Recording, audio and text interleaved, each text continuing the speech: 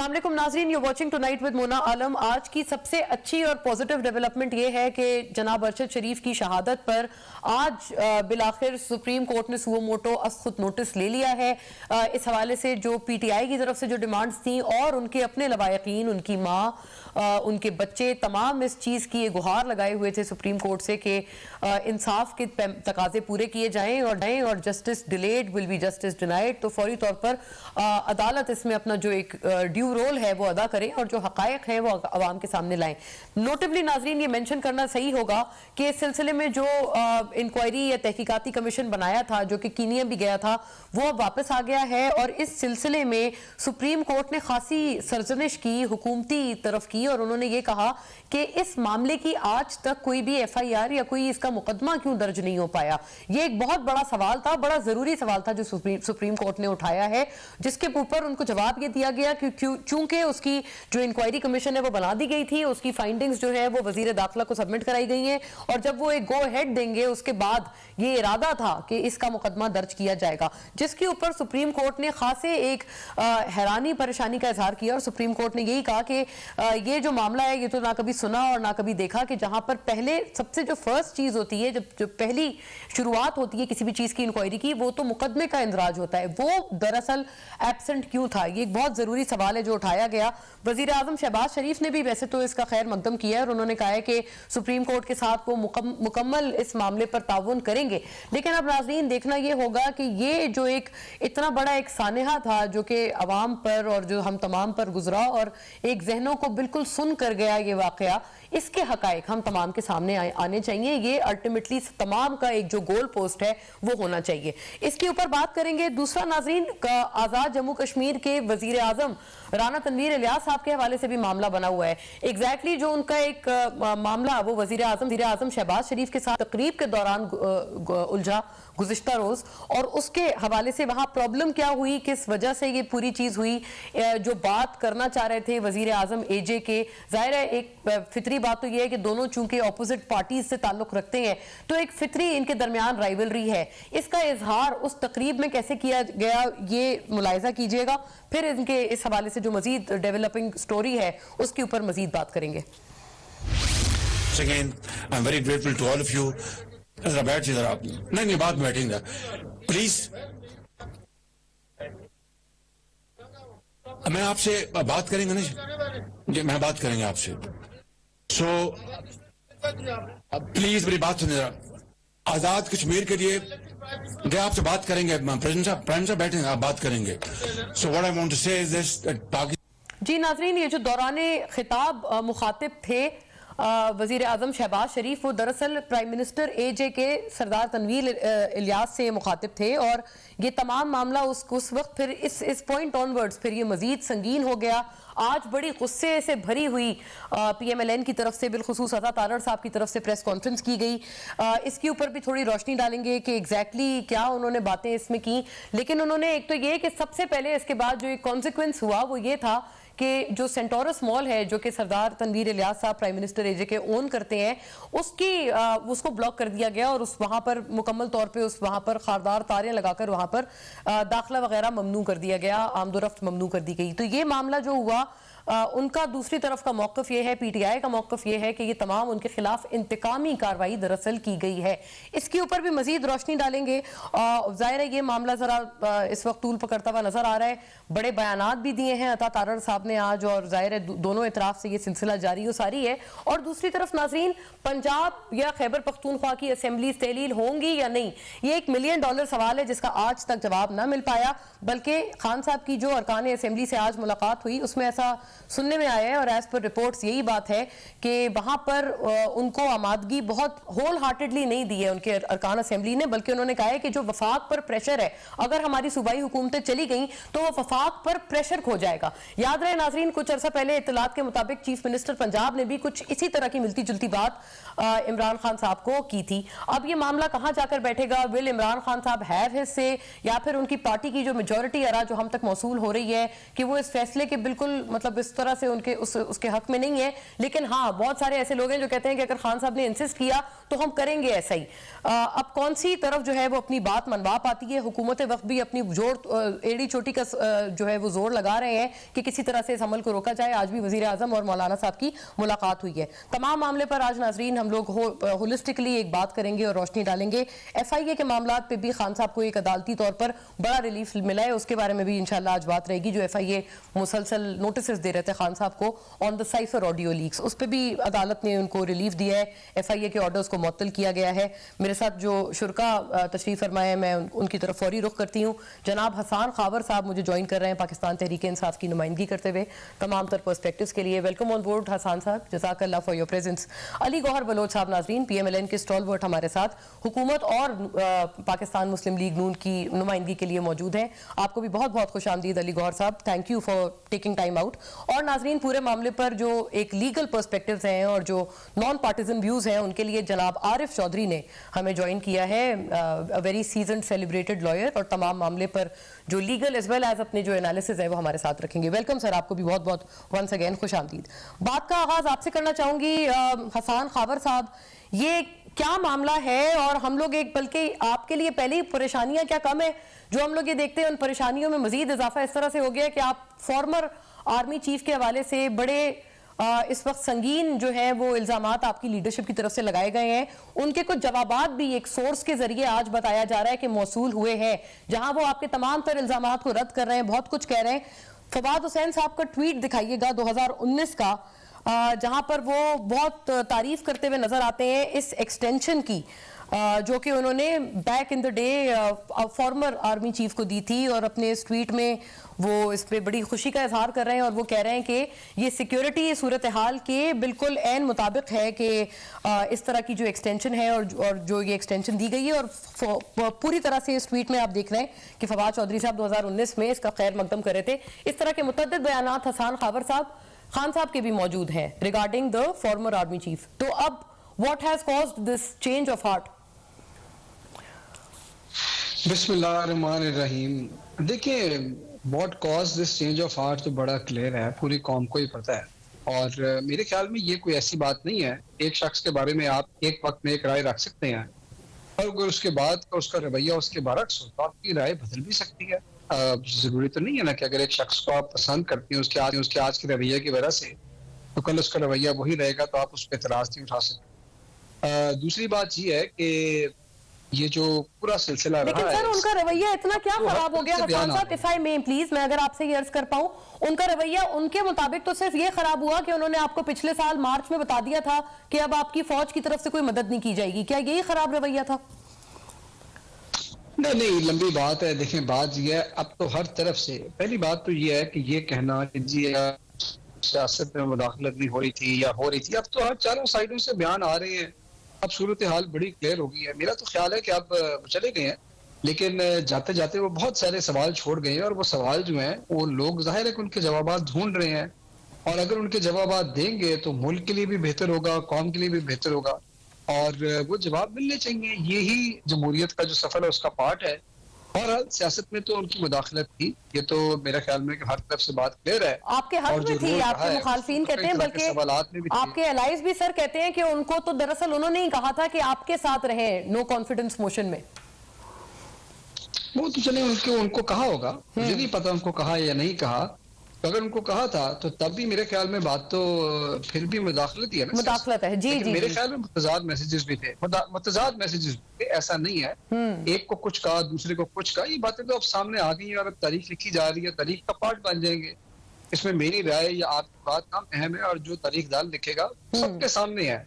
मतलब मेरे ख्याल में एक बात यह है कि आप अगर ये चाहें कि जी मुझे फॉर एग्जाम्पल कॉर्नर करके मैं ही आपको सबको सब बातें पता है, और ये मामला जो है पूरा हम डिटेल में शायद आपके चैनल पे डिस्कस भी नहीं कर सकते आपके शो में, और शायद आप खुल के आप उस पर कमेंट भी नहीं कर सकते, लेकिन है तो सबके सामने, हकीकत सबके सामने। अच्छा, यानी जो अनसेड है, जो अनसेड बात है, आपको लगता है कि वो ना कहते हुए भी वो बड़ी क्लियर है और आवाम के जहनों में बिल्कुल क्लियर है, ऐसे ही है?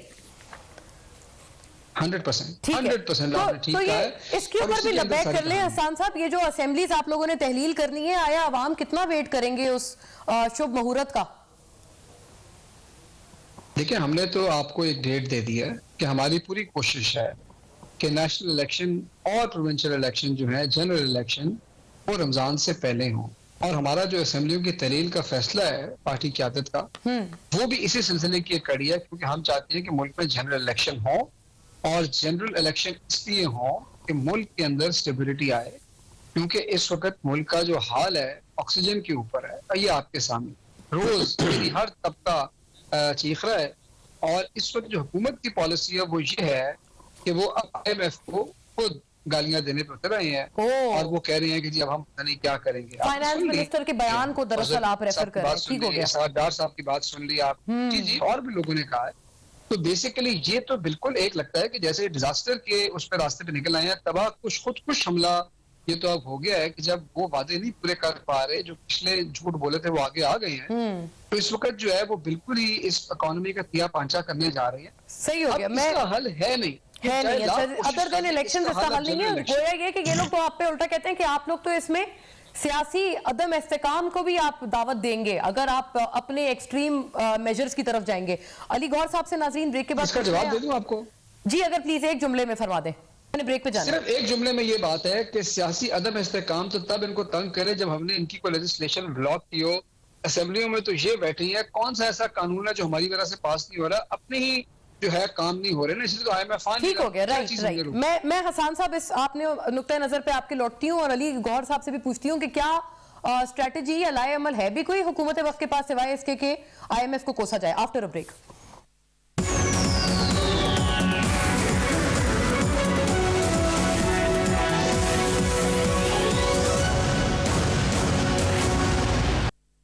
वेलकम बैक नाजरीन। जी, अली गौहर साहब ये बड़े सारे सवालात आपकी तरफ लाए हैं हसन खावर साहब। IMF को बददुआएं देने के अलावा क्या दूसरी और कोई स्ट्रेटजी नहीं है? और दूसरा, आज अता तारड़ साहब ने कहा कि ये बड़ी अजीब सी बात है, पूरी दुनिया पाकिस्तानियों का मजाक उड़ाती है कि ये कश्मीर क्या फतह करेंगे, ये तो आपस में लड़ते रहते हैं। लेकिन उस वक्त के जो वजीर आजम थे आजाद जम्मू कश्मीर के, राजा फारूक हैदर, आपकी जमात के माशाल्लाह स्टॉलवर्ट हैं, बड़े पुराने रहनुमा हैं PMLN के, उन्होंने क्या कहा था जब 2017 में नाअहली हुई थी नवाज शरीफ साहब की, वो जरा मैं आपकी खिदमत में पेश करना चाहती हूँ, उसका जवाब फरमाइएगा। ये पाकिस्तान, इसका कायद-ए-आज़म का ख्वाब और पाकिस्तान का इसका इलामा इकबाल का ख्वाब, मुझे सोचना पड़ेगा बैसिल कश्मीरी कि मैं किस मुल्क के साथ अपनी किस्मत को जोड़, अगर यही है इसका इलामा इकबाल का।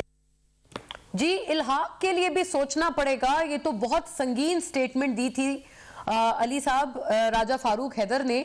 तो फिर आप लोग अपने जो अपोनेंट्स हैं उनके ऊपर क्यों छोटी छोटी बात पे, ये इतनी बड़ी बात तो नहीं है ना जिसके ऊपर आप कह रहे हैं कि जी ये गद्दारी की बात है और ये बिल्कुल पूरी दुनिया मजाक उड़ा रही है। क्या इस पे मजाक नहीं उड़ा था? बिस्मिल्लाहिर्रहमानिर्रहीम। देखिए, सूरत-ए-हाल ये है कि पाकिस्तान की 70 साल तारीख में, 72 साल तारीख में जो कश्मीर के ऊपर जिस वक्त इंडिया ने कश्मीर को अपना, मकबूजा कश्मीर को अपना हिस्सा डिक्लेयर किया, तो उस वक्त हुकूमत इमरान खान साहब की थी। और आपके इल्म में है और पूरे पाकिस्तान ने देखा कि उसके ऊपर भी हमारी कोई मुअस्सर खारजा पॉलिसी नहीं थी। हमारे वजीर खारजा मुल्तान से खड़े होकर सिर्फ एक प्रेस कॉन्फ्रेंस कर दिया करते थे। मोदी साहब जो है वो उन्होंने पूरी दुनिया के दौरे किए और हमारे प्राइम मिनिस्टर भी इधर से एक मीडिया टॉक कर दिया करते थे। यही कश्मीर के ऊपर हमारी पॉलिसी थी। कम अज कम पाकिस्तान के सबका 72 साल दौर में कोई ऐसा वक्त नहीं आया कि जब मकबूजा कश्मीर को इंडिया ने ये जसारत की हो कि अपना हिस्सा डिक्लेयर कर। लेकिन अली साहब, ये तो मैं आपसे ये जो बयान है ये उससे पहले का है, ये 2017 का बयान है राजा फारूक हैदर का, जब वो कह रहे हैं कि हमें इल्हाक करने से पहले सोचना पड़ेगा। ये तब की बात है जब नवाज शरीफ साहब की नाअहली हुई थी। देखिए, मकबूजा कश्मीर के लोग हों या आज़ाद कश्मीर के लोग हों, हमारी हुकूमतों को चाहिए कि हम कश्मीर की जो शहरी हैं, जो कश्मीरी हैं, उनकी उमंगों पर पूरे उतरे, उनके जज्बात का ख्याल रखें। और मैं समझता हूँ कि आज भी आप देखें कि जो उनका जज्बा है कुर्बानी का, और जिस कदर उन्होंने जवानों ने, बूढ़ों ने, औरतों ने कुर्बानियाँ दी, आपने देखा कि उनके जो शोहदा हैं उनको पाकिस्तान के परचमों में जी जी बिलाशुबा उसमें तो कोई शक है ही नहीं। आज भी वो नारा लगाते हैं कि हम पाकिस्तानी, पाकिस्तान हमारा है। हाँ। लेकिन अली साहब, क्या राना तनवीर इलियास ने जो कल उनका प्राइम मिनिस्टर शहबाज शरीफ के साथ एक आपको पता है एक जो तकरीब में वो बात करना चाह रहे थे, फिर उनको स्नब किया, उसकी वजह से दरअसल मैं रेफर कर रही हूँ जो अता तारड़ साहब ने उनके खिलाफ आज प्रेस कॉन्फ्रेंस की है और उन्होंने कहा है कि ये देखें ये ऐसी हरकतें करते हैं कि पूरी दुनिया मजाक उड़ा रही है इस वक्त पाकिस्तानियों का कि ये आपस में ही लड़ते रहते हैं, इन्होंने कश्मीर का फतह करना है। मैं इस दरअसल कॉन्टेक्स्ट में कह रही हूँ कि राना तनवीर इलियास ने अगर कोई बात कर दी तो देखिए जी मैं आपको ये गुजारिश करूंगा कि आपने देखा कि जिस वक्त राजा साहब प्राइम मिनिस्टर थे और मुस्लिम लीग नून की गवर्नमेंट थी आजाद कश्मीर में, उस वक्त इमरान अहमद नियाज़ी साहब ने भी कई दफा दौरे किए कश्मीर जी बिल्कुल, लेकिन वहां पर कोई ऐसी गैर शाइस्ता गुफ्तगू नहीं की जाती थी कि उनकी बात को टोका जाए। ये तो एक बहुत गैर मुहज़्ज़ब अंदाज है किसी भी पॉलिटिशियन का कि एक प्राइम मिनिस्टर वहां पर गया है और आप उसकी गुफ्तगू के दौरान बोल रहे हैं और वहां पर एक ऐसा माहौल क्रिएट कर रहे हैं जिसको पूरी दुनिया देख रही है कि जिस पर आप मतलब है कि आपने वो इखलाकियात की धज्जियां उड़ा के रखती हैं। तो मैं तो समझता हूँ कि ये इंतहाई काबिल मजम्मत बात है। इमरान खान साहब जाते रहे, मुस्लिम लीग की हुकूमत थी वहां पर, क्या उनके साथ भी कभी कोई इस तरह का सीन हुआ? नहीं, ये बात आपकी सही है। सारी उस वक्त उनके साथ भी हो सकती थी, लेकिन देखिए यही हमने। और दूसरी बात ये है, लेकिन उनका आपने मॉल क्यों मुंजमद कर दिया फिर अली भाई? ये भी बता दें। चले वो तो एक अलग बात हुई ना, आपने वो तो ये शिकायत कर रहे हैं, आपने अगले ही रोज उनके खिलाफ इंतकामी कार्रवाई कर दी। नहीं, ये इंतकामी कार्रवाई नहीं है, उसका अलग सिनेरियो है। देखिए पिछले दिनों में भी उनके प्रॉपर सही अरेंजमेंट ना होने की वजह से आग लगी थी वहां पर, और उसके बाद भी उसको उस वक्त भी आपके ऊपर इल्जाम लगाते थे हुकूमत पे। देखिए मैं इस्लामाबाद की इंतजामिया से तो मेरा आज नहीं रब्ता हुआ कि मैं आपको इस पर बयान दूं कि उसकी, लेकिन उसकी यकीनी तौर पर कोई कानूनी वजह होगी जिस वजह से कि उसको बंद किया गया या रोका गया। दूसरी मैं ये आपको गुजारिश करूं कि अभी एहसान खाबर साहब जो बातें कर रहे थे, एक आपने इनसे सवाल किया था कि वो जनाब ये कह रहे थे कि वो बातें बयान नहीं की जा सकती। क्यों बयान नहीं की जा सकती? पूरी पाकिस्तानी कौम ने देखा था कि किस तरह से आपने जो है एस्टेब्लिशमेंट की मदद के साथ पाकिस्तान और पंजाब का मैंडेट चुरा कर अपनी हुकूमतें कायम की थी। जावेद हाशमी साहब जो उस वक्त पीटीआई में थे, उन्होंने उस वक्त पीटीआई क्यों छोड़ी और वो स्टेज से उतर के उन्होंने जो बयानात दिए थे वो भी पूरे पाकिस्तान ने सुने थे, कि जिसमें उन्होंने कहा था कि इमरान खान साहब ने मुझे कहा है कि हम जो है वो एस्टेब्लिशमेंट की मदद से हुकूमत बनाएंगे और एस्टेब्लिशमेंट हमारे साथ है। और जो बयान जावेद हाशमी साहब ने दिया उसके बाद वो वक्त ने बताया कि वो सच साबित हुआ। जिस तरह से झूठे केसेस बनाए गए, जिस तरह से सजाएं सुनाई गई, जिस तरह से मैंडेट को चुराया गया, जिस तरह से एक हुकूमत को पाकिस्तान के ऊपर जो कि यानी कि उनकी बात सही साबित हुई। अलबत्ता ये कि वो भी अली साहब वो ये कहेंगे कि जी आपके वक्त पे भी मतलब जाहिर है वो आपसे ही रूट के आए थे ना फिर खान साहब के पास, अब वो दोबारा आपके पास है। तो ये चले ये बात आपकी वो है, वो तो खैर सबके ऊपर यही शिकायत करते हैं, आपसे भी जब आप लोग ऐसी कोई चीज करते हैं ना तो जावेद हाशमी साहब मैं अपनी बात को समेटते हुए मैं देखे ना, अभी मुनस इलाही साहब और परवेज इलाही साहब तो इनके इलाकी हैं। आज भी इमरान नियाज़ी साहब और परवेज इलाही साहब की जो ट्यूनिंग है वो मुख्तलिफ हुई हुई है। उनकी ट्यूनिंग और चैनल की हुई है, इमरान नियाज़ी साहब की ट्यूनिंग और चैनल ट्यूनिंग फर्क है। और वो बता रहे हैं जिस तरह से कि उन्होंने कहा उन्होंने उनकी फ्रीक्वेंसी। ये मैं हसन साहब से पूछती हूँ, मैं मुझे इजाजत दीजिएगा अली साहब, मैं जरा आरिफ चौधरी साहब की तरफ से कानूनी मामला पे ले जाऊं। बाजवा साहब ने ये बाजवा साहब ने जो है समुंदर और दरियाओं के रुख तो इमरान नियाज़ी साहब की तरफ मोड़ दिए थे।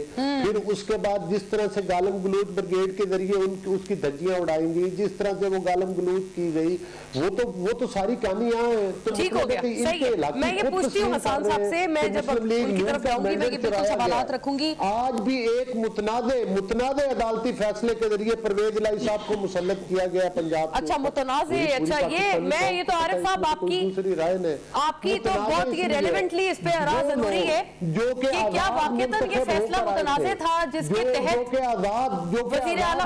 I got your point Ali साहब, मैं आरिफ साहब की भी बात सुन लूं इस मामले पे। क्या ये फैसला मुतनाज़े था जैसे अली गौहर साहब ने फरमाया, जिसके तहत वज़ीर आला के मनसब से हटाया गया था हमजा शहबाज साहब को और फिर परवेज इलाही साहब आए थे? नंबर 1, एक तो इस अदालती फैसले पे रोशनी डाल दीजिएगा, और दूसरा ये भी बताइएगा, अरशद शरीफ साहब के हवाले से बिल आखिर अस्खुद नोटिस हो गया है, इसको किस तरह से देखा जाए? क्योंकि आज अदालत ने कहा है कि इसका मुकदमा क्यों नहीं दर्ज हुआ था इस मामले का, सबसे पहले तो मुकदमा दर्ज करें। बहुत शुक्रिया मोना। सबसे पहली बात तो यह है कि जो ये सवाल इन्होंने उठाया है कि ये मुतनाज़ा था फैसला, ये बिल्कुल उसी तरह का फैसला था जो सुप्रीम कोर्ट ने किया था सूरी साहब की रूलिंग पे। इसमें अगर दुरुस्त है तो दोनों फैसले दुरुस्त है, लॉजिक एक ही थी, मंतक एक ही थी, और उसमें जो रिजर्वेशन थी वो भी एक ही तरह की थी कि ऐसे मामलात में आर्टिकल 69 नहीं सर, उन्होंने तो कहा था कि वो सूरी साहब का तो उन्होंने क्योंकि बैरूनी साजिश को बेसिकली एक रीजन बना के उन्होंने असेंबली का वो इजलास सारा खत्म कर दिया था ना, सेट असाइड किया था। और मोना कानून के एक तालिब इल्म के तौर पर जो बात मेरे ज़हन में आती है वो ये है कि कोई भी जस्टिफिकेशन हो, बात कितनी भी बड़ी हो, लेकिन असल मामला जो ये बात कर रहे हैं अली गौहर साहब, उस हवाले से मैं ये अर्ज करूंगा कि वही बात जो इनके लिए दुरुस्त थी उसके बाद फिर वो दुरुस्त ही रहनी चाहिए थी, और अगर मुदाखलत थी उस बुनियाद पे तो फिर नहीं होनी चाहिए थी, या अगर हुई तो दोनों सूरतों में हुई। आज का मौजू जो है मेरे लिए सबसे इंपॉर्टेंट बात जो आज सुप्रीम कोर्ट का सुओ मोटो नोटिस है वो ये है कि बहुत अच्छा कदम उठाया उसकी वजह सुप्रीम कोर्ट ने, क्योंकि पूरे पाकिस्तान ने, पूरी दुनिया से खतूत लिखे जा रहे थे, गुजारिश की जा रही थी कि इस मामले में वो अपना रोल प्ले करे, लेकिन पुलिस ने जो कुछ किया वो भी मैं समझता हूं कि पाकिस्तान की एक जुडिशियल हिस्ट्री बन रही है, क्योंकि उन्होंने वहां दो ही हाई प्रोफाइल केसेस, आज तक तारीख में शायद इतने बड़े केसेस पाकिस्तान की तारीख में सुप्रीम कोर्ट के सामने यानी इंडिविजुअल कत्ल और इक़दाम कत्ल के केसेस जो है वो इस तरह नहीं आए जिस तरह ये आए हैं। इमरान खान साहब पे जो हमला हुआ वो, और उसके बाद अरशद शरीफ का जो कत्ल है हाँ। वो, अच्छा, ये दोनों मामलात में एक बहुत ही ज्यादा इनकी हाइप है, लेकिन कितनी बदकिस्मती की बात है कि दोनों में वही रवैया पुलिस का है जो पहले केस में था। यानी कहीं सेक्शन 154 इजाजत नहीं देता कि पुलिस अपनी मर्जी से जिसे चाहे मुद्दई बना, खुद मुद्दई बन जाए। मुद्दईयत ये वो उस सूरत में मुद्दई खुद बनती है जब कोई वारिस ना हो। हाँ, ये तो आप उसकी रेफरेंस दे रहे हैं जो खान साहब पे हमला था जिस केस में पुलिस खुद मुद्दई बनी थी। हाँ, इसमें भी ये हुआ है, ये भी आपको अर्ज कर दूं, इसमें भी ये हुआ है। ये आपको शायद अगर खबर नहीं है तो सुन, हाँ, ये आपके लिए एक खबर भी होगी, ब्रेकिंग न्यूज भी होगी, और ये मैं आपको बता दूं कि इसमें भी ये हुआ है कि मुद्दईयत जो है वो पुलिस के ऑफिसर की है, थाना रमना के एसएचओ की है। यानी वो अगर इस बात को सुप्रीम कोर्ट ने, तो वो तो सर वो तो ठीक नहीं है क्या? क्योंकि मेरा अर्ज ये है क्योंकि वो तो कीनिया में हुआ है ना वाकया। नहीं, कीनिया में हो या पाकिस्तान में हो, बात यह है कि जब एफआईआर दर्ज की जाएगी तो एफआईआर दर्ज की जाएगी उनके वरसा की तरफ से जिन्होंने इस मुकदमे की पैरवी करनी है, जिन्होंने गवाह प्रोड्यूस करने हैं, जिन्होंने इसे प्रोसिक्यूट करना है। ये और कोई नहीं कर सकता। पुलिस तो उस सूरत में करती है जब कोई उसका वादी वारिस ना हो, तो ये काम उन्होंने, अच्छा अगर इसको सुप्रीम कोर्ट ने, अब मैं आपको एक अर्ज करूं जो खतरनाक बात ये है, वाकया था ना, आपने ब्रेकिंग न्यूज दी है कि ये वाकया भी आप कहते हैं पुलिस की मुद्दईयत में दर्ज हुआ है, तो इसकी वजह क्या है? अगर आप इसमें कोई फाउल प्ले की तरफ इशारा कर रहे हैं आरिफ साहब, तो ये क्या करने की कोशिश की गई है और क्यों? ये वही कुछ करने की कोशिश की गई है जो इमरान खान साहब के मामले में करने की कोशिश की गई है। उसकी वजह यह है कि इसमें जिन लोगों पे इल्जामात हैं या जिन लोगों पे खदशा है कि उन्होंने वो इस कत्ल में मुलव्वस है, तो उनको नहीं, किसी सूरत में वो इतने ताकतवर है कि उनका नाम नहीं आएगा, और उनका नाम ना आने, और इससे ज्यादा मजाक क्या हो सकता है कि सुप्रीम कोर्ट ही मुदाखलत कर रही है, एफआईआर पुलिस खुद नहीं करती। एफआईआर जो उसका फर्ज है पुलिस करने का वो कर नहीं रही, और उसके बाद अगर सुप्रीम कोर्ट नोटिस देती है तो फिर भी वो कहते हैं कि अच्छा जनाब, फिर अगर एफआईआर ही है तो आओ जनाब पुलिस की मुद्दईयत में हम एफआईआर दर्ज कर देते हैं। अगर इसको इसी तरह रहने दिया गया और जिस तरह हवाला दिया जा रहा है, एक सेकंड एक जुमला अर्ज कर दूं, सुगरा बेगम केस का हवाला दिया जा रहा है, खोसा साहब को जजमेंट है, जी, तो फिर अगर इसको उसे डिस्टिंग्विश ना किया गया तो फिर पाकिस्तान में आइंदा किसी कोई भी एफआईआर जो है जिसे चाहेगी पुलिस अपनी मर्जी से खुद लिख लेगी, और वो जो मुद्दई बेचारे तरसते रह जाएंगे कि जनाब हमने तो अपना मुकदमा दर्ज कराना था, पुलिस अपना काम कर। अच्छा, ये तो आपने बड़े संगीन खदशात का आपने इजहार किया है आरिफ साहब। मैं लौटती हूँ इस पॉइंट की जानिब कि आप कह रहे हैं कि ऑलरेडी सुप्रीम कोर्ट नोटिस के बावजूद भी आप इसमें अभी भी फाउल प्ले रुकता नहीं देख रहे। After a break.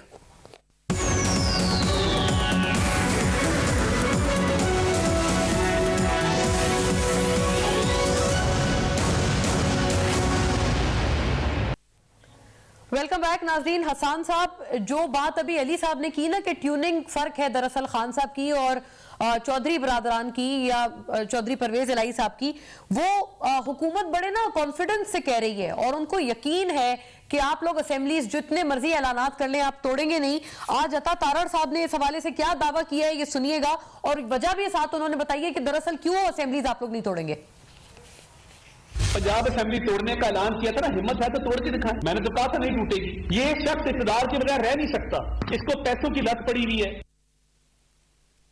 जी, इक़्तिदार के बगैर नहीं रह सकते, हिम्मत है तो तोड़ के दिखाएं। हसन साहब, अच्छा देखिए, दो बातें हैं। पहली बात तो ये कि उन्होंने कहा कि जी वो दो मुख्तलिफ बातें हैं। आप पहले सिर्फ ये कंपैरिजन देख लें कि इधर तो चले परवेज इलाही साहब की सोच और होगी, पीटीआई की सोच और है, और फिर भी बड़ी कामयाबी से मतलब ये गवर्नमेंट चल रही है। उधर आप देखिए वज़ीर आज़म खड़ा है और वज़ीर आज़म आजाद कश्मीर एक बात करना चाह रहे हैं, उसको बात करने की इजाजत नहीं दी जा रही। एक फोरम के ऊपर आजाद कश्मीर का सदर, उसके बाद इस जसारत के लिए कि उसने बात करने की कोशिश क्यों की, उसका जो कारोबार है उसको सील कर दिया स्टेट मशीनरी के जरिए। वही बातें देखिए, ये जो डिक्टेटर जो थे ना, तो ये हमेशा से थे, जमहूरियत के लबादे के अंदर डिक्टेटर थे, लेकिन आजकल नर्वसनेस इतनी ज्यादा हो गई है कि किसी की बात सुनते हुए भी इनको डर लग रहा है। और अब आप देख लें ये क्या तरीका है। दूसरी बात ये है नहीं, लेकिन ये बात भी सही है, इख्तिलाफात के बावजूद हसन साहब, कभी पिछले वाले जो आजाद कश्मीर के प्राइम मिनिस्टर थे इनके, उन्होंने इमरान खान साहब के बतौर पीएम होते हुए बड़े सारे फंक्शंस उनके साथ अटेंड किए और कभी पब्लिकली अपने इस तरह से ग्रीवेंसेस का उन्होंने ऐलान नहीं किया है। बात हो, जब भी किसी ने बात करना चाहिए उसको इजाजत दी ना। हम सब तो हर एक की बात सुनते हैं, ये तो बात ही नहीं सुनना चाहते। इनमें बर्दाश्त नहीं है। अच्छा, मैं पूछती हूँ अली साहब से, ठीक हो गया। बर्दाश्त नहीं है, हाँ। और डरते भी है ना, डरते भी हैं। दूसरी बात डरते भी हैं। हाँ, देखिए कितना अच्छा हो कि अगर पंजाब असेंबली की तहलील जो कभी कहते हैं कर दें, कभी करके दिखाएं, हम कर देंगे, उसकी फिक्र छोड़ के को मईशत की फिक्र कर लें। आपने देखा है साठ साहब ने तो अपने ट्विटर के ऊपर दुआएं शेयर करनी शुरू कर दी है। इसका मतलब अच्छा, वो तो वो पहले भी करते थे। हसन साहब, आपने इसके अंदर भी कोई इंटरप्रेट किया है इन ट्वीट्स को कि वो तो वो पहले भी करते थे? मैं आपको अभी बताता हूं, उन्होंने कुछ दिन पहले कहा नहीं है, उन्होंने कुछ, बड़ी अच्छी बात है, बड़ी अच्छी बात है, उन्हें करना चाहिए, हम सब मुसलमान हैं। उन्होंने कुछ दिन पहले कहा है ना कि दवा की और दुआ की जरूरत है। अब जो दवा देने वाला था IMF, उसको तो गाली गलौज साइड पे कर दिया है, अब तो दुआ ही रह गई है। अब बेसिकली बेहतर है कि इकोनॉमी पे फोकस करें। खुदा के लिए मुल्क को किधर लेके जा रहे हैं? असेंबली तहलील नहीं होगी, तहलीलों पे तहलील कर देंगे असेंबली, और फिर आपको मजीद मुसीबत पड़ेगी। तो ये जो इक्तदार की लत का कह रहे हैं, वो इक्तदार की लत वाला कोई चक्कर नहीं है हसन साहब, जो ये इल्जाम आप पे मुसलसल लग रहा है? इक्तदार की लत की कहानी भी जरा सुन लें। इक्तदार की लत की कहानी ये है कि ये सिर्फ और सिर्फ शहबाज शरीफ साहब को जो इक्तदार का ख्वाहिश थी ना, उसने मुस्लिम लीग नून को भी डुबोया है और पाकिस्तान की मईशत पे डुबो रही है। अच्छा। इनके जो बड़े भाई थे वो तो कह रहे थे आप लोग रिजाइन कर दें शुरू में, वो उन्होंने कहा जी नहीं, तुम, उनके दिल में था मेरे तो चांस नहीं बनना दोबारा। उस चक्कर में सियासत भी गई, अपना जो पूरी आइडियोलॉजी थी, अपना जो नैरेटिव था वो भी गया, और अब ये है कि मुल्क की मईशत को धक्का लगा रही है। इसकी बात करें जो असल मसाइल है मुल्क के, बातें तो करना बड़ी आसान है। बाकी ये है कि जो भी परवेज इलाही साहब का व्यू है, उन्होंने ये बात क्लियर की है। उन्होंने ही कहा है ना कि ये हुकूमत जो है इमरान खान की अमानत है, और जब खान साहब कहेंगे मैं 1 मिनट की देर नहीं लगाऊंगा। हाँ, लेकिन वो इसके साथ साथ और भी बातें करते हैं ना, 2, 3, 4 क्लब करके, तो इस वजह से ये जहनों में अभाम आता है। हाँ, तो डरते क्यों लोगों की बात से? हर एक को वो बात करने का हक है जो उसके दिल में। हम तो आजादी सारे राय की बात करते हैं। अब ये सही हो गया, लेकिन इसका अच्छा, ये जो इक़्तिदार की लत का आपने इनके ऊपर जो एक एंगल दिया है ना, वो भी बड़ा दिलचस्प है। अली साहब, इसका जवाब फरमाए। दरअसल तो इक़्तिदार की लत शहबाज शरीफ साहब वजीर आजम के हवाले से थी, उनको थी, जिस वजह से आपने तमाम जो ये जमातें हैं उन सब का आपने उसका भी आपने फटा बिठा दिया। एक तो इस पे जवाब अपना फरमा दें, और दूसरा ये भी बताइए, जो आप लोग बड़े कॉन्फिडेंस से कहते हैं अली साहब कि कोई राब्ते नहीं कर रहे, इन लोगों से हम बात नहीं करेंगे, और राना सनाउल्लाह साहब भी हमारे पास भी जब तशरीफ लाए थे तो उन्होंने भी यही कहा था कि खान साहब तो पागल हैं, उनसे कौन बात करेगा। तो ये सुनिएगा फवाद चौधरी साहब ने क्या कहा है इस हवाले से। इनफॉर्मल राब्ते जो हैं वो हो रहे हैं, समझाने की कोशिश हमने की है, स्पेशली इसहाक डार साहब को जो नून लीग की तरफ से जिनका ज्यादा है, प्रेसिडेंट को हमने कहा मसला ये है कि ये हुकूमत इररेलेवेंट होती जा रही है बड़ी तेजी से। जी अली गौर साहब, the most important minister in your entire cabinet कोई और नहीं बल्कि इसहाक डार साहब जो है वो ये मुज़ाकरात कर रहे हैं PMLN या हुकूमत के बिहाफ पर। आप लोग कहते हैं मुज़ाकरात नहीं करेंगे। देखिए बात यह है कि पहली बात तो यह है कि अभी बात हो रही थी कि जी मईशत खराब हो गई। इंतहाई अफसोसनाक बात है कि ये असल बात को तस्लीम नहीं करते और बात को घुमा के और तरफ ले जाते हैं। जब 4 साल पहले इमरान खान साहब ने इक़्तिदार संभाला था तो उस वक्त मईशत के क्या हालात थे। जब उन्होंने इस इक़्तिदार के ऊपर नाजायज कब्जा किया और अपनी हुकूमतें कायम की, उस वक्त इनको 5 रुपए यूनिट मिलता था बिजली का। उस वक्त चीनी 40 रुपए किलो मिला करती थी। उस वक्त पाकिस्तान में ऑयल और घी की कीमतें सस्ती होती थी, खादों की कीमतें सस्ती थी, आटा सस्ता था, GDP ग्रोथ रेट 6% के ऊपर था। वो 6% तो कहते सर वो लोग भी ले गए थे, आपके इकोनॉमिक सर्वे में लिखा है। मेरी गुजारिश रहे ना, तो ये फिर इमरान प्रोजेक्ट ही था जिसकी वजह से पाकिस्तान की तारीख के सबसे बड़े कर्जे कौन से हैं कि पूरे 72 साल के अंदर के कर्जे एक तरफ और इमरान नियाज़ी साहब के लिए गए कर्जे एक तरफ। सही हो गया। लेकिन उन कर्जों को अगर ये हड़प ना करते और पाकिस्तान के ऊपर लगते तो आज पाकिस्तान की मईशत के ये हालात ना होते। अब उस मईशत को जिसका कि खुद नियाज़ी साहब भट्ठा बैठा के गए अपनी नलायकियों की वजह से, आज बताएं इन्होंने क्या अपने टाइम में कोई 4 साल में इनकी कारकर्दगी है तो बताएं। यही तो वजह है कि खान साहब हर किसी को, सियासतदान को वो गाली देते हैं अपने सियासी मुखालिफ। तो अली साहब ये जो भट्टा बिठाने वाली बात है ये तो आपके ऊपर अभी आपने सुना हसन साहब ने इल्जाम लगाया है कि ये दरअसल शहबाज शरीफ साहब की जो चाहत थी वजारत उज़्मा की, उसकी वजह से सारी पार्टी का भट्टा बैठ गया। ये सारी जो एक नेक नामी जो है वो बुरी उसमें चली गई। वो अगर उस भट्टे का तो फैसला इलेक्शन में हो जाएगा ना जो आने वाले हैं। और दूसरी आप कराए ना, फिर वो तो आपसे कब से मांग रहे हैं। उधर भी इनकी कश्मीर के इलेक्शन जहां पर इनकी हुकूमत है वहां पर भी बलदियाती इलेक्शन में देख ले इन्होंने कौन सा, ये तो कहते थे इनकलाब आ गए, इन तमाम पॉलिटिकल पार्टीज का तो वोट ही कोई नहीं है। तो उधर भी मेरा ख्याल है इनको कोई वोट नजर नहीं आ रहा होगा, अभी भी नजर नहीं आ रहा होगा। तो गुजारिश करने का मकसद ये है कि जो खान साहब ने 4 सालों के अंदर पाकिस्तान में रिकॉर्ड करप्शन के जरिए पाकिस्तान के हालात को खराब किया है, दगरगू किया पाकिस्तान के हालात को, उनको ठीक होते हुए टाइम लगेगा। पाकिस्तान को वेंटिलेटर पर डाल के जाने वाले तो ये हैं जिन्होंने पाकिस्तान में बिजली की कीमतें बढ़ाई, जिन्होंने पाकिस्तान लेकिन ये कोई है कि आप इक़्तिदार वाली बात पे आपने कमेंट नहीं किया, मतलब ये बात सही है कि ये इस हवाले से शहबाज शरीफ साहब बहुत फोर्थ कमिंग थे प्राइम मिनिस्टर। नहीं देखे, शहबाज शरीफ साहब अगर प्राइम मिनिस्टर बने हैं तो वो वोट चुरा कर नहीं आए, एक आईनी प्रोसीजर के तहत आए हैं। एक गैर आईनी हुकूमत को आईनी तरीके के साथ अदम एतमाद के जरिए। अच्छा अली साहब एक और गुजारिश है, आप पीपल्स पार्टी के वोट क्यों गिन लेते हैं अपने साथ? क्योंकि पीटीआई के जो आप कहते हैं ना कि आजाद कश्मीर में अभी हालिया इलेक्शन हार गए, वो आप पीपल्स पार्टी के वोट को अपने साथ मिला के कहते हैं सर। तो क्या आप आने वाले इलेक्शन भी उनके साथ लड़ेंगे? इल्हाक हो गए, दोनों एक हो गए? नहीं, मैं हारने या जीतने की बात नहीं कर रहा। हाँ। ये कहते हैं कि बात सियासत से आगे चली गई है, बात इनकलाब की तरफ इनकलाब, जी, इनकलाब में तो ये होता है कि बाकी तमाम पार्टीज अच्छा इस सेंस में आप कह रहे हैं इनकलाब नहीं है, लेकिन ये जरूर है कि मैं चाहता हूँ कि मैं एज अ सिंगुलर पार्टी इनके वोट ज्यादा है। इनको आईना दिखा रहा हूँ कि वहां पर देखे PMLN ने कितनी सीटें ली है, पीपल्स पार्टी ने कितनी सीटें ली है।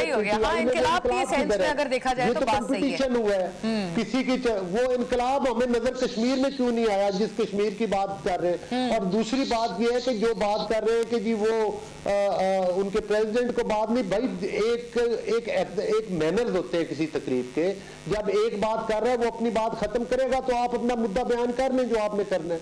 उसका ये तो नहीं है कि आप एक प्राइम मिनिस्टर है मुल्क का, वो बात कर रहे हैं, आप उसकी स्पीच के अंदर मुदाखलत कर रहे हैं, आप उसकी बात को टोक रहे हैं।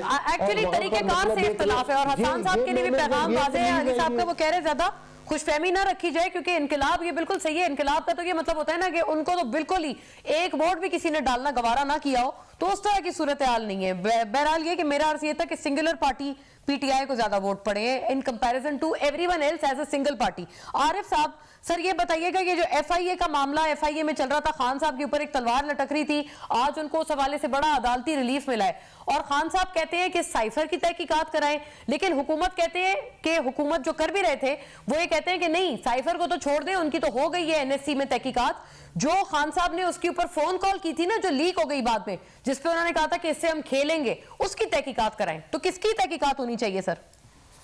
देखिए, मैं आपको अर्ज करूं कि जब साइफर की तहकीकात होगी तो उसमें खेलने की भी तहकीकात हो जाएगी, क्योंकि जब खेलने से पहले का अमल जो है जिसपे खेल शुरू हुआ है उसकी तहकीकात आप नहीं करवाते ऐसी सूरत हाल में, जबकि सदर मुमलिकत ने वही साइफर जो है पहुंचाया चीफ जस्टिस पाकिस्तान को और हर जगह पहुंचाया गया, और चीफ जस्टिस ऑफ पाकिस्तान के अलावा प्रेसिडेंट को जो था वो साइफर पहुंचाया स्पीकर ने, तो पूरी दुनिया जाने ना जाने, गुल ही ना जाने, बाग तो सारा जाने है। यानी उस साइफर पे ये बात एक इसमें नुक्ता नजर है, नून लीग वाले या गवर्नमेंट वाले ये कहते हैं कि ये सीक्रेट्स एक्ट की खिलाफ वर्जी हो जाएगी अगर हमने इसको बिल्कुल रिवील कर दिया है साइफर को। ये बात सही है? आप देखें इनकी बात की तरदीद के किस चीज से कंट्राडिक्शन होती है कि अगर उसपे खेलना जो है उसको आप जानना चाहते हैं कि खेल किस तरह होती है, तो खेल इसके बगैर कैसे हो सकती है जब साइफर खुले ना? साइफर के ऊपर तहकीकात होगी तो खेल का पता चलेगा ना। अगर साइफर बिल्कुल एक ड्रामा था तो उसके बाद तो फिर वाकई उसकी तहकीकात से पता चलेगा। मैं आपको एक अर्ज करूं, पहले उन्होंने बहुत एहतियात की, लेकिन जब इस हद तक मामला चले गए, ये मैं नहीं समझता कि ये कोई मामूली साइफर था। इस तरह के साइफर पाकिस्तान की खुद मुख्तारी के अंदर बहुत बड़ी मुदाफनत है, और मैं ये समझता हूं कि इस मामले में चाहे वो मुस्लिम लीग नून हो, चाहे वो पीपल्स पार्टी या तहरीक इंसाफ हो, सबका नुक्ता नजर एक होना चाहिए, इस वजह से कि पाकिस्तान जो है इसको आप इस तरह इसकी खुद मुख्तारी को और इसकी सॉवरेनिटी को इस तरह दांव पे नहीं लगा सकते। नहीं सर, वो इस वजह से नहीं है ना, मैं अर्ज करूं आपसे, वो कहते हैं कि ये तो हुआ ही नहीं है, वो एक रेगुलर सा साइफर था, उसकी जबान जरूर सख्त थी, उसको आप मदाखलत भी कह सकते हैं, लेकिन वो साजिश नहीं थी। तो वो तो तब होगी ना सर, आप कह रहे हैं कि सेम होना चाहिए नुक्ता नजर, जब वो इत्तेफाक करेंगे। वो तो कहते हैं ऐसी कोई खास बात थी नहीं, रेगुलर चीज थी।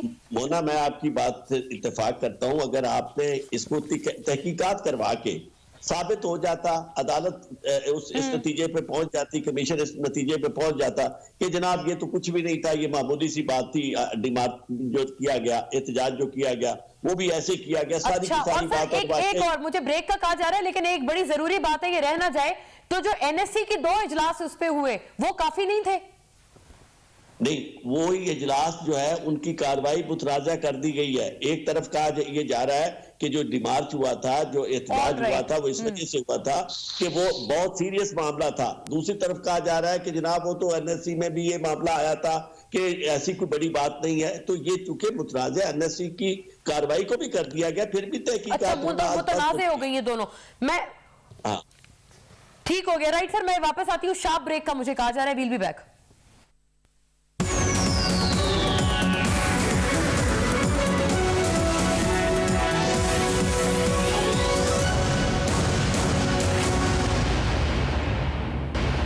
वेलकम बैक नाजरीन। क्विक राउंड सबसे लगाते हैं। हसन खाबर साहब, आप पहले फरमाएं, कहाँ है इनकलाब? इनकलाब के जैसे नताइज तो नहीं आए हैं कश्मीर में, ये तो फैक्चुअल है ना बात? चले अली गौहर बलोच साहब ने ये तो मान लिया कि सारी पार्टियां इकट्ठे होके, और अब वहां पे उस इलेक्शन में जहां पर आज तक हुकूमत के अलावा कभी कोई इंतखाब जीता ही नहीं, वहां पर तमाम ये बात पता की इकट्ठी करके ये डिक्लेयर कर रहे हैं कि जी इनकलाब नहीं आया। समझते नहीं इनकलाब नहीं आया, कभी ना कभी तो अवाम की अदालत में जाना पड़ेगा, वहां पे अवाम फैसला कर देगी कि इनकलाब आया या नहीं आया। बाकी तो हर एक को इनकलाब नजर आ रहा है, लेकिन ये बात जरूर है कि जब आप इक़्तिदार के ऐवान में बैठे हो तो जरा इनकलाब जो है मुश्किल से नजर आता है, उनकी नजर कमजोर हो जाती है, लेकिन इक़्तिदार के ऐवानों से बाहर जो होते हैं उनको इनकलाब बहुत जल्दी नजर आ जाता है। ठीक हो गया। अली साहब ये बताइएगा, इनकलाब तो आपने चले नहीं, आपने कहा कि नहीं आया, लेकिन मुबारकबाद पेश की है आपको, आपने इतना माना है कि वो चले, अकेली पार्टी तो आप सब पे भारी थी। नहीं, बिल्कुल भारी नहीं है। अगर आप देख लें कि जो PMLN ने जितनी सीट्स ली है कश्मीर में, जितनी पीपल्स पार्टी ने ली है, उसके बाद वो तो मतलब है कि इनकी सीट्स तो कम पड़ती है, तो ये तो मतलब कोई नहीं, वही ना, मतलब ऐड करके आप फरमा रहे हैं। दूसरी बात ये, हाँ देखे, नहीं ऐड जाहिर है कि हम ऑपोजिशन की पार्टी हैं, हम इनके साथ तो नहीं, हमारा तो अच्छा आप, हाँ अच्छा मजे की बात है, आप कह रहे हैं आप AJK में ऑपोजिशन है, जबकि हसन साहब कह रहे हैं कि वफाक में तो मुश्किल ही होता है कि जब वफाक में हुकूमत कोई और हो तो AJK में रिजल्ट कुछ और आए, वहां पर तो आप लोग कभी भी नहीं हुआ। AJK में इनकी AJK में इनकी हुकूमत है और ये मुसल्लत किए गए वहाँ पर, और दूसरी वहाँ पर भी मुसल्लत किए गए। अच्छा, वो इनकलाब किधर गया जो लाहौर से चला था? हाँ। जो लाहौर से इनकलाब चला था वो इनकलाब बेचारा तो रास्ते में मतलब है कि चौकों पर ही रुकता रहा, और उस चौकों पर भी इतना जलसा होता था कि एक UC का चेयरमैन उससे बड़ा जलसा कर सकता है, और वो आज तक सर वो रवां दवां को कहते हैं, उस पे इनकलाब पे गोलियां बरसाती गई, कातिलाना हमले कर दिए गए, वो रवां दवां था वरना। फिर भाई उसी इनकलाब के एक गार्ड ने एक शहरी की जान ले ली और पाकिस्तान का उसका आज तक कोई जिक्र नहीं करता। अच्छा, खान साहब के गार्ड ने, जो आप कहते हैं, जो ये भी एक थ्योरी है, और उन लोगों की गोलियों का असर, जो जिंदा रह गए, जो कहते हैं कि हमारे कपड़ों से गोलियां निकली हैं, तो मकसद ये है कि वो कौन सी गोलियां थी जो कपड़ों में फंसी रह गई हैं।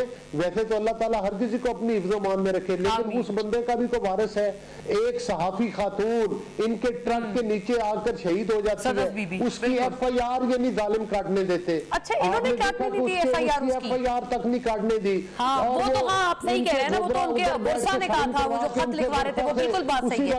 असलम इकबाल साहब बैठे हुए थे, खत लिखवा रहे थे उनसे। कौन से इंसाफ की बात करते हैं? अच्छा आरिफ साहब, ये आप जरा फरमा दें सर, मतलब है कि किस इंसाफ की बात करते हैं?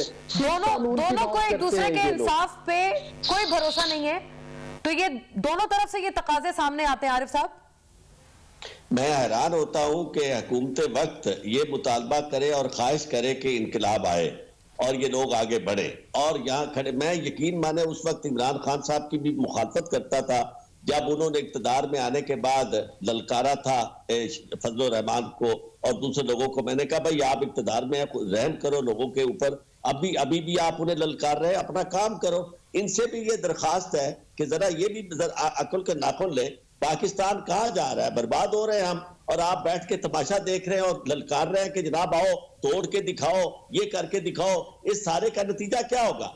Who is going to bear the brunt? Pakistan की कौम जो है, आवाम जो है, वो इनके इस अय्याशी को बर्दाश्त कर सकती है कि एक जो है वो चाहता है कि जी हम बैठे हैं इक़्तिदार में, और दूसरा कहता है कि जनाब नहीं, जनाब निकलो और इलेक्शन करवाओ। भाई खुदा के वास्ते मेहरबानी करो, आप अगर वो चीजें संभाल नहीं सके तो खान साहब भी, सर आपने गवर्नमेंट के बारे में तो फरमाया, लेकिन खान साहब के बारे में भी आपकी यही राय है कि वो भी एक तरह से इंपोज कर रहे हैं कि बस हर सूरत ये हटे इक़्तिदार से और मैं आऊं? देखिए, मैं आपको अर्ज करूं, खान साहब के अभी यहाँ ऐसे लोग मौजूद हैं जो उन्हें इस तरह की मशवरे देते हैं। कोई जरूरत नहीं थी उस वक्त असेंबलियां छोड़ के जाने की। यानी मैं समझता हूं कि ये भी एक ऐसा कदम था कि आप अगर इक़्तिदार से अलहदा हो गए, यही बात और यही बयानिया जो है वो वहां बैठ के किया जा सकता था। अभी आप देखें ना, हसन साहब कह रहे हैं कि जनाब हमने कोई इनकी मुखालफत की है किसी मामले में, कानून साजी में? यही तो हमारा केस है हसन साहब आप लोगों के खिलाफ।